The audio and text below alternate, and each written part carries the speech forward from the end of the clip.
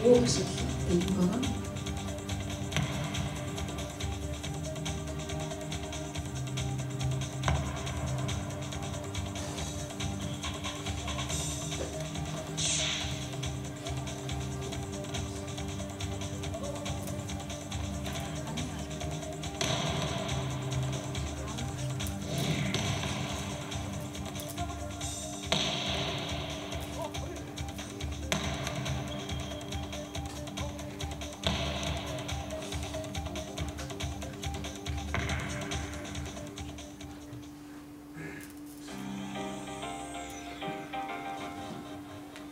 Яг довтлогч бөмбөг зохих үед гараа чангалахгүй юм харагдаж шүү. Манайхан цул ингэ явж байгаа. Тэгээ хуруу муруу нэгээд гинж тохиод яг довтлоход гараа чангалах хэрэгтэй.